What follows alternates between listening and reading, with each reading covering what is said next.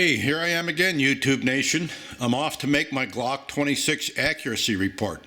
I'm sort of excited about doing it because I had a request to do it by a commenter online. And actually, it's a good idea because I own all the Glocks between the Glock 26 and the Glock 34 9mm. And this is a gun I really don't shoot that much because this is a gun I pretty much carry. I don't really take it much to the range and practice with it. So I'm anxious to see where the accuracy fall off is between the 26 and the 34. Now that being said, I have factory sights, factory trigger on this gun, and it would be quite a chore to make this shoot as well as my 34, which has Dawson Precision sights, and it has one of the finest triggers in the world on it. I think I've stated that. So I'm going to have my work cut out trying to make this thing keep up with the 34. But if you saw my shield video, I'm anxiously looking for a smaller and lighter handgun to carry instead of this Glock. As you all know, it's fairly thick. It's not real heavy. I think the thickness gets to me more than anything. So I'm sort of hoping for the shield to replace it. But then again, I think the shield's got its work cut out trying to replace this 26 on my hip. So I'm going to go do the accuracy report, and then I'm going to get back with you guys and give you my opinion of where the shield and the 26 stand, at least in my favor, and I'll talk to you when I get back.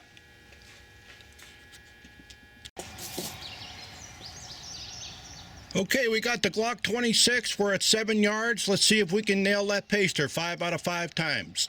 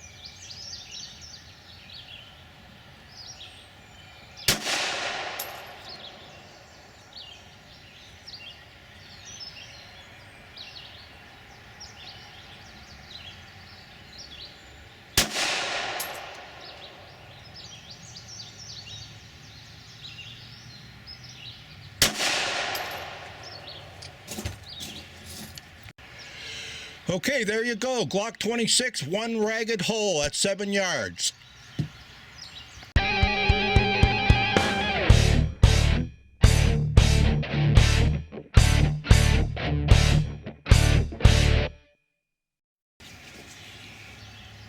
Okay, let's see what the Glock 26 can do out at 25 yards.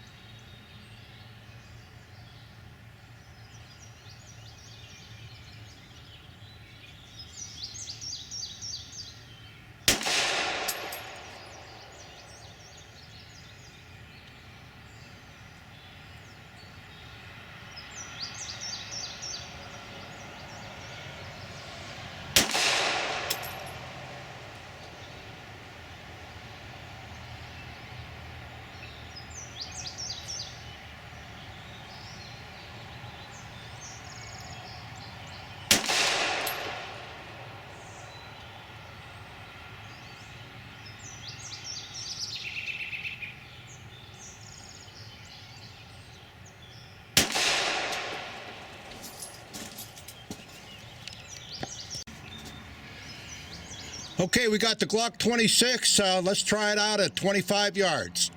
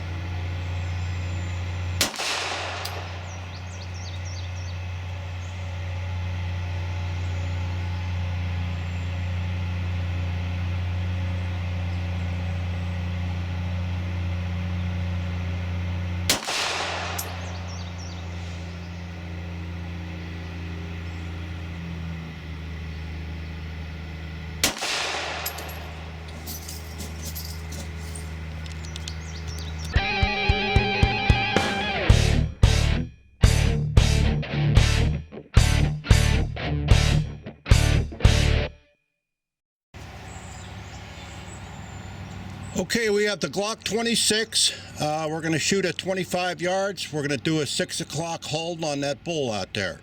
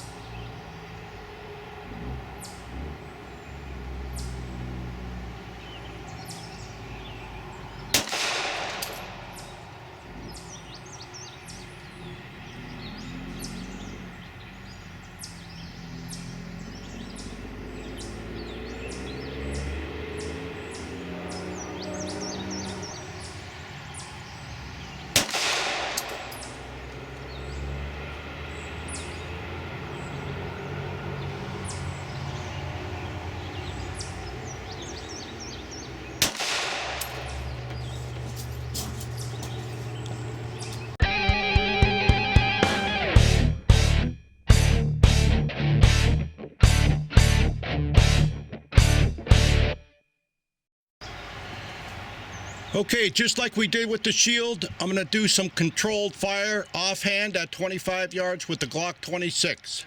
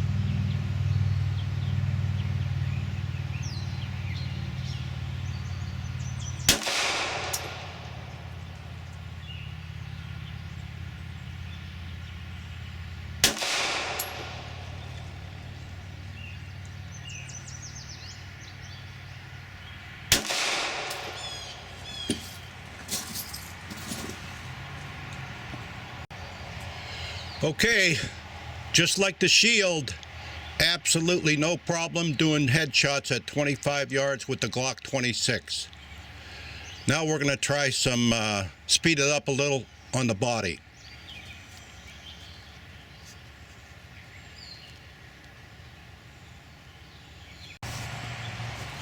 Okay, we're going to take the Glock 26 offhand at 25 yards and see if we can't do a little speed up on the circuitry area.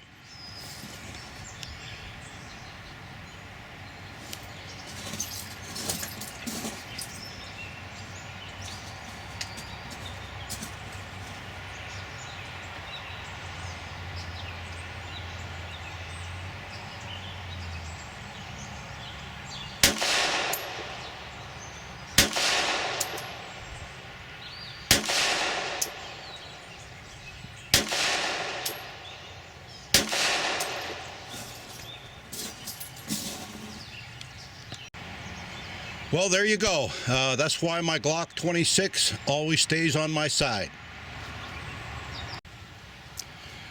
Okay, we're going to try a little offhand at 25 yards with the Glock 26 and speed it up a little bit.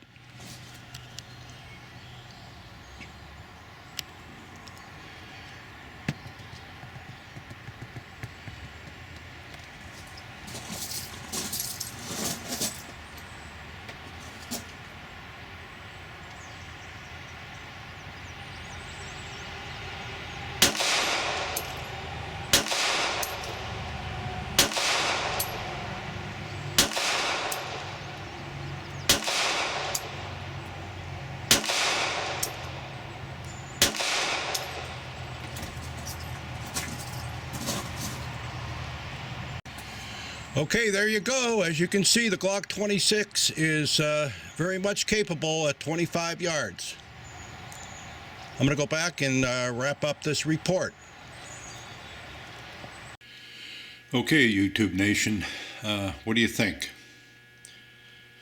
You know, making this video really probably reinforced what I already knew, that the Glock 26 is a great little pistol. Not only is it accurate, but it gives me a great sense of confidence.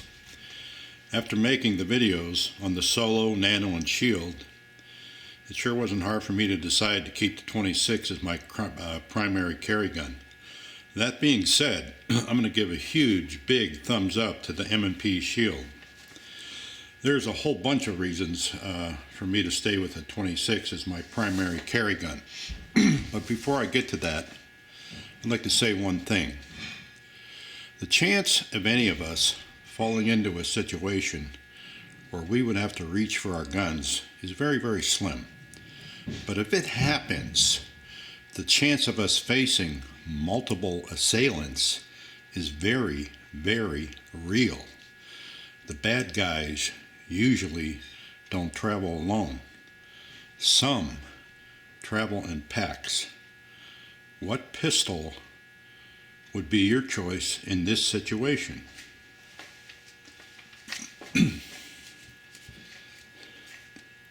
Out of the question. Now, I'm going to give you guys some more information about this pistol and the Nano. There's a guy online, YouTube. His call letter is Chuck 232-250. Again, it's Chuck 232. I'm sorry, it's Chuck 23250. Chuck 23250. He had one of the best reports on the Nano and the Solo that I saw on YouTube, and actually I should have taken his advice. He had the Nano. He shot it for over 3,000 rounds. Other than a couple failures, he claims after 3,000 rounds, the gun looks and acts like a brand new Nano. On the contrary, or to the contrary, he's got a Solo that has less than 3,000 rounds on it. It's been back to Kimber 3 times. He said the gun has literally fallen apart inside, where that new lockup system of theirs is peening and chipping away. And obviously he also said that the finish was coming off. So if you go to Chuck's videos, it's sort of going to reinforce what I said about the Solo. I actually think the Nano is a pretty decent little pistol, but there's multiple reasons why I'm sticking with the Glock 26. One of the statements I just said about possibly running into a situation, I'd rather have a pistol I have total confidence in. This here M&P Shield, would I be afraid to go out in the real world with this handgun? Absolutely not. But given the opportunity of which I've taken, this is my choice as my carry gun. And I'm going to reinforce this with some more information here, but I got to get some things together.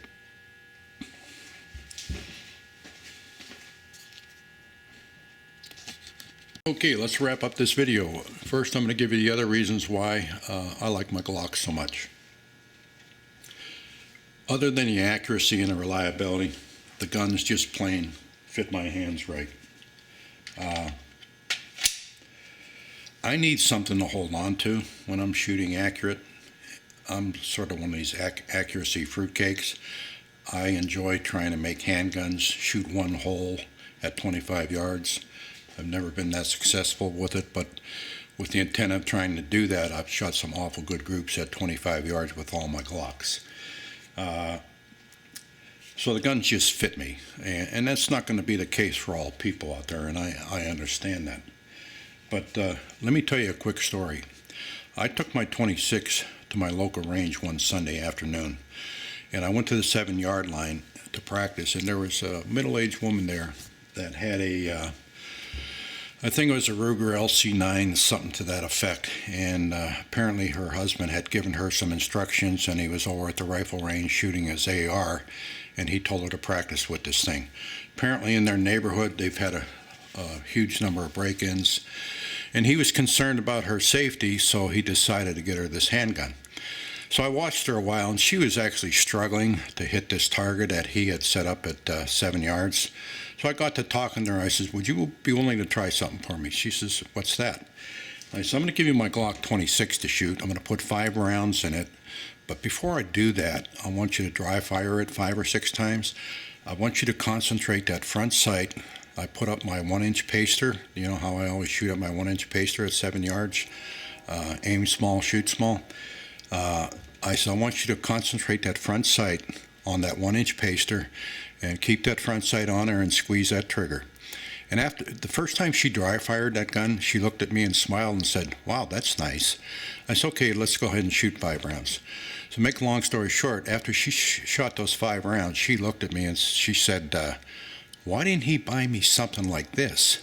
And I said, well, you better discuss that with him. And I sort of packed up and I went home before I got in trouble. But that was a perfect example of putting the right gun in the right person's hand to give her confidence that she could hit something at 7 yards.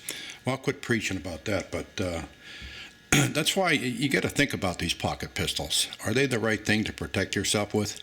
I say no way, but you all make up your mind on your own. I'm not here to sell anybody.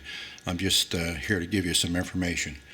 And I worry about the person out there that only has the money to buy one handgun, and I'm trying to offer them the best information on how to acquire a handgun that's going to give them the ultimate in flexibility and accuracy and reliability. I think, in my mind, this is one of the top guns out there to do that. The other thing that's nice about the Glock is I totally learned on YouTube, by the way, because I'm no mechanical genius by no way. On YouTube, I totally learned how to disassemble this whole gun all the way down to the nuts and bolts. I can replace all the parts.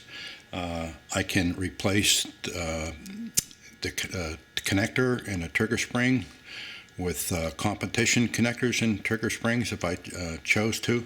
I don't do it on the 26 because I want to keep this trigger stock for carry. But on my Glock 34, for example, when John did this sweet little trigger for me, John at Shooter Supply in Fayetteville, North Carolina, when he did that sweet little 3-pound trigger for me, I had him send me the standard Glock trigger. So within less than a minute, I can tear this down, put this standard trigger assembly back in it, and put this gun back to factory specs. Tell me another manufacturer you can do that with. The other thing you have the flexibility to do is you got a 10-round mag.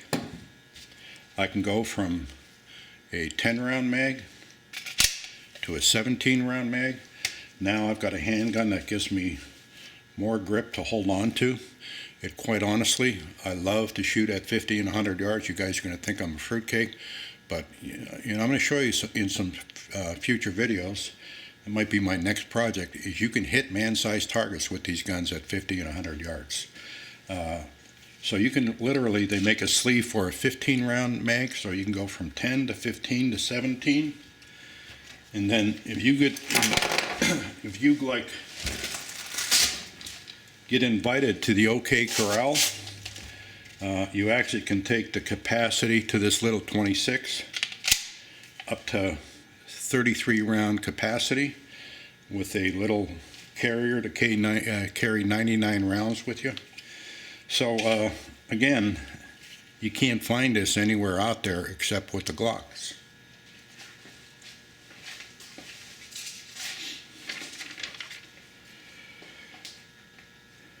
Last thing I'm going to leave you with is I'm done with pocket pistols.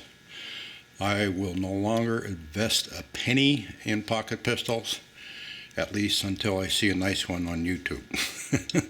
So I'm going to leave you guys with that. I really do hope you enjoy the videos. If there's anything I can do for your guys or help you out with any information, please give me some comments back. If there's anything you'd like to see on video, please give me some comments back. I'm going to dream up some other things that hopefully get people things to look at. I think taking these out and stretching them out to 50 and 100 yards would be a good video for someone to see. So that being said, I'll talk to you guys later, and I'm out for now.